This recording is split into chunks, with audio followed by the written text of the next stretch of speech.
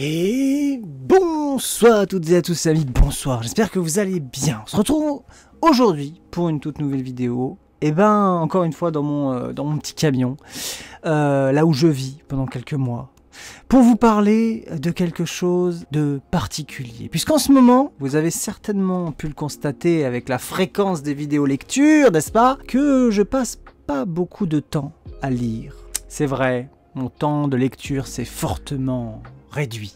J'avoue que Proust me tombe des mains, mais je vous promets de persévérer. En attendant, j'ai vu dans un relais, puisque comme vous le savez, je travaille dans des gares, donc voilà, la petite librairie du relais, la version de poche du dernier roman de Leila Slimani, Regardez-nous danser, et c'était en concordance avec une vidéo YouTube que j'avais regardée sur le fait d'arrêter de lire des Pléiades, tout simplement parce que c'est un objet trop précieux, vous comprenez, c'est beaucoup trop précieux, et donc il fallait se réapproprier le livre avec des formats de poche nuls, pas chers, qu'on peut tordre, plier, annoter, tout ça. Et je me suis dit, vas-y, je vais là-dedans avec ce roman. Et puis j'avais plutôt bien apprécié Le Pays des Autres de Leila Slimani, qui est donc le premier tome, celui qui précède dans la chronologie des événements ce roman. Pour rappel, Le Pays des Autres, c'est l'histoire de Mathilde, une Alsacienne qui tombe amoureuse d'un Marocain, Amine, et qui part vivre au Maroc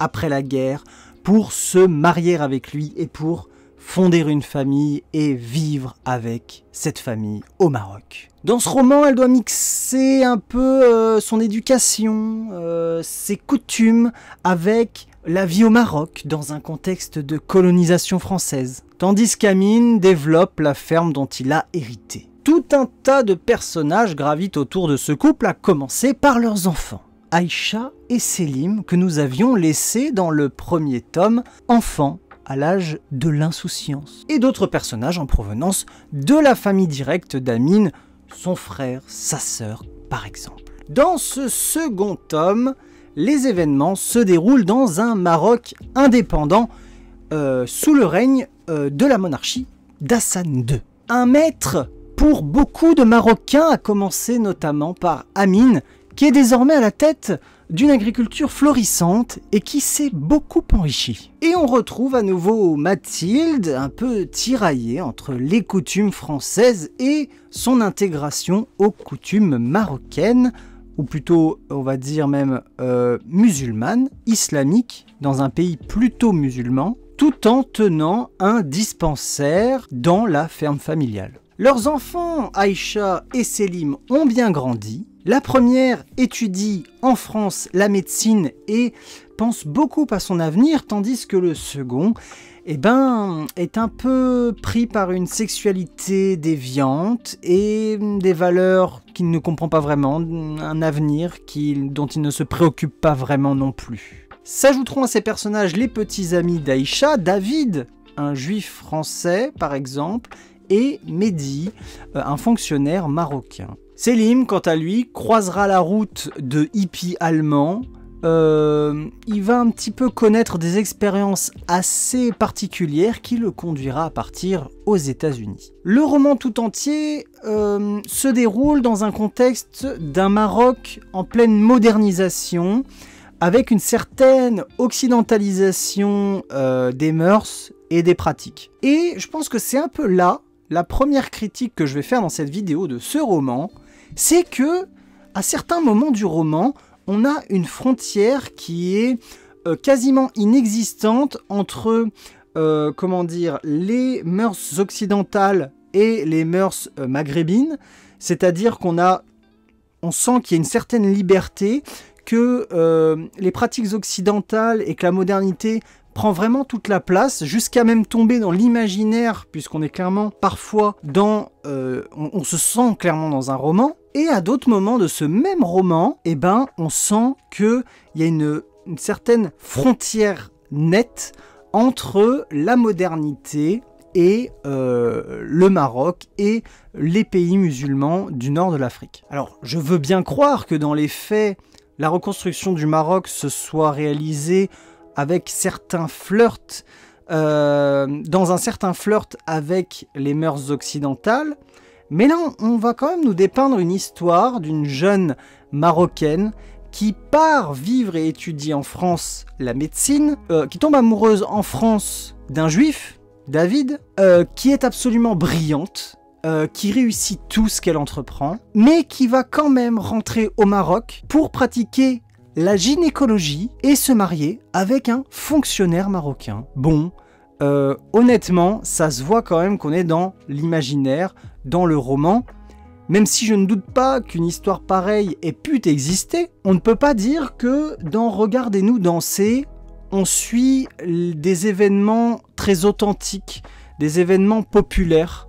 On suit plutôt des histoires et des destins particuliers. Mais ces destins particuliers, il faut s'en rendre compte, sont assez loin, assez éloignés de la réalité des pays du Maghreb des années 60, 70, 80. Ça ne représente pas ce qui se passait réellement au Maroc, chez le peuple marocain, dans la plèbe, si on veut parler comme ça. Dans ce roman, on va vraiment suivre des destins particuliers. Pour tout vous dire, le premier jour où j'ai acheté ce roman, j'ai littéralement mangé les 100 premières pages alors que je travaillais, c'est-à-dire entre mes pauses, le soir à l'hôtel, puisque je me rappelle très bien que j'ai dormi à l'hôtel en découché, et j'ai clairement lu les 100 premières pages, soit quasiment un quart on va dire, un peu plus d'un quart du roman. C'était un véritable plaisir de retrouver tous les personnages du Pays des Autres, de les voir grandir, de les voir évoluer à travers les âges. Mathilde qui a vieilli, qui tient toujours son dispensaire. Amine qui est devenue fortunée, qui emploie de très nombreuses personnes pour maintenir la ferme et l'agriculture qu'il a réussi à développée. Aïcha, la petite prodige qui étudie la médecine en France et qui rentre au Maroc pour les vacances, pour à la fois retrouver ses amis, retrouver ses coutumes, mais on sent que c'est quand même une femme très moderne, une femme très occidentalisée, comme on pourrait peut-être se l'imaginer dans l'imaginaire du Maghreb, de ce qu'on s'imagine d'un occidental, ou d'une occidentale, ou d'une fille du bled qui est parti vivre de l'autre côté de la Méditerranée. Selim, lui, est un grand sportif. Il donne tout dans le sport, quitte à délaisser ses études, quitte à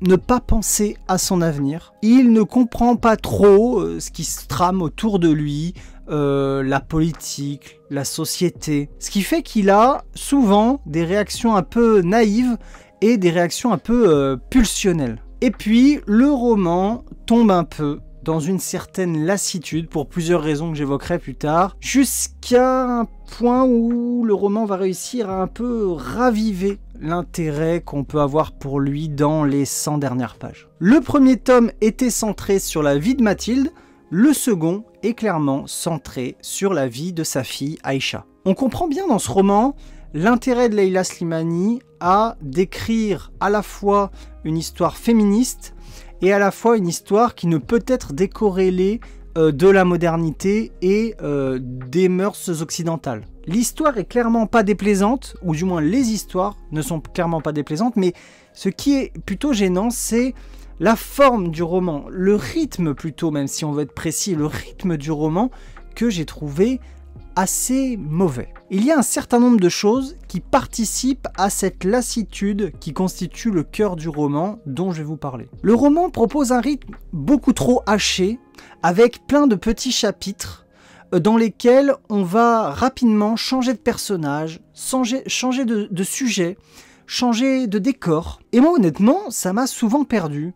J'avais envie de connaître un peu la suite de tel ou tel chapitre et en fait on reste souvent sur notre faim. Même si on arrive à comprendre la philosophie globale du roman, c'est-à-dire de parler de la féminité et de la modernité, tout ça avec un contexte des mœurs maghrébines, eh ben on ne peut pas s'empêcher quand même de rester sur notre faim, tout simplement. On aimerait parfois connaître, un peu plus comprendre tel ou tel passage de la vie de tel ou tel personnage, voyez. Et au contraire, parfois on se force à suivre des événements sur tel ou tel autre personnage dont on se fout complètement. Donc je pense que certaines personnes seront comme moi et trouveront ce rythme un petit peu ennuyant et un petit peu lassant. Alors même que Leila Slimani aborde des sujets plutôt intéressants, même plutôt surprenants, et ça j'aime beaucoup dans les romans, quand ça me surprend, des sujets qui permettent vraiment de renouveler le roman de manière perpétuelle, même si, il faut se l'avouer,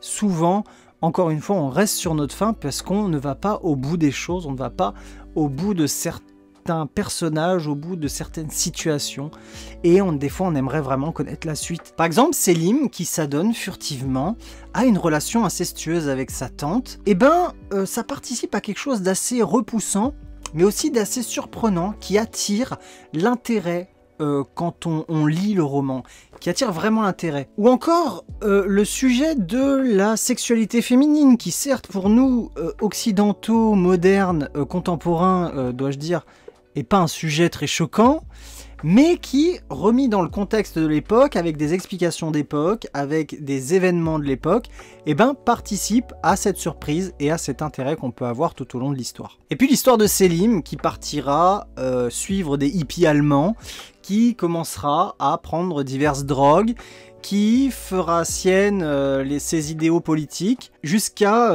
carrément partir vivre, sans donner de nouvelles, à l'autre bout de la planète, aux États-Unis. Quant à Aïcha, après avoir vécu une vie en France plutôt libre, encore une fois très moderne et occidentalisée, Aïcha va revenir au Maroc et va se marier au Maroc avec son amour de vacances du bled Mehdi, qui lui est devenu fonctionnaire à coup vraiment de travail acharné. Lui pratique donc la science politique, elle la gynécologie, dans un pays à la fois où on a une monarchie très puissante et dans un pays où la sexualité est encore très tabou. Mehdi, lui, vivra une certaine désillusion à propos de la monarchie qu'il avait tant idéalisée, un peu comme Amin d'ailleurs, le père de Aïcha et le mari de Mathilde, qui admirait ce roi, mais qui progressivement, en grandissant, en mûrissant, se rendent compte que c'est certainement un monarque tout aussi hypocrite que les autres hommes politiques. Mathilde, quant à elle, a du mal un peu à intégrer le fait que sa fille l'ait surpassée, mais l'ait surpassée en tout, c'est-à-dire que c'est une femme moderne, que c'est une femme avec des connaissances, avec un savoir-faire qui surpasse ce que Mathilde réalise, elle, à son dispensaire, des soins médicaux de qualité, qui a eu une sexualité beaucoup plus libre, qui a eu des mœurs beaucoup plus libres, c'est-à-dire modernes, c'est-à-dire occidentalisées, et Amin aussi, lui, va vivre cette désillusion par rapport à la monarchie marocaine et finira par s'intéresser beaucoup plus à la vie de sa famille, à ses enfants et à sa femme. Quitte à d'ailleurs délaisser tous les efforts qu'il avait pu faire dans son domaine pour l'effort national à l'indépendance du Maroc. Voilà, regardez-nous danser, le dernier roman de Leila Slimani, qui relate les faits, l'histoire de personnages d'une manière relativement ennuyante, je dois le dire, mais des faits et une histoire qui nous surprennent, une histoire qui est très intéressante tout de même, et qui nous pousse quand même à la réflexion, même si, il faut le dire, l'histoire de base du roman reste assez irréelle, même si certainement cette Aïcha a certainement existé, mais ne représente pas vraiment la vie concrète du peuple marocain à cette époque-là. Le sujet du livre, c'est clairement l'émancipation de la femme, c'est clairement le féminisme latent, ou du moins le féminisme corrélé à la modernité et corrélé à l'Occident et aux valeurs occidentales. Ça parle patriotisme, sexualité, travail, amour, politique, désillusion, indépendance, tradition. Personnellement, j'ai trouvé qu'il y avait des passages qui étaient profondément brillants dans ce roman, qui surpassaient de très loin le premier tome, Le Pays des Autres, mais de manière globale, je dois le dire que je suis plutôt un peu déçu quand même. Je pense que de manière générale, ce deuxième tome, selon moi, encore une fois je donne un avis subjectif, est légèrement en dessous du premier tome, même si encore une fois, ce qu'on n'avait pas dans le premier tome, on pourra retrouver vraiment des passages divins. Leila Slimani, elle a été comment dire, sa renommée a commencé avec le prix Goncourt 2016.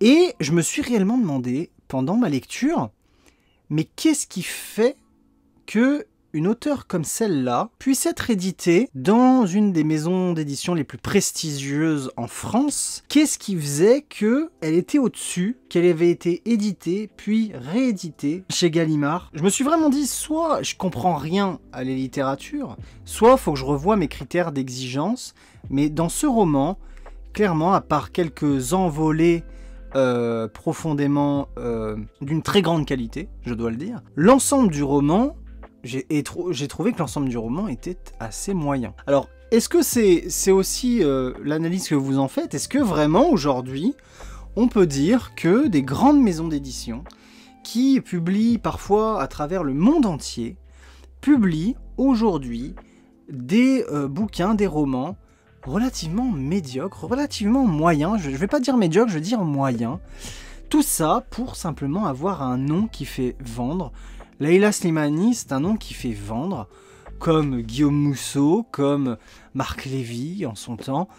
Il y a des noms comme ça qui font vraiment vendre des bouquins. Est-ce que ces grandes maisons d'édition, selon vous, sont pas en train de tomber dans ce piège d'éditer, de vendre des bouquins assez moyens?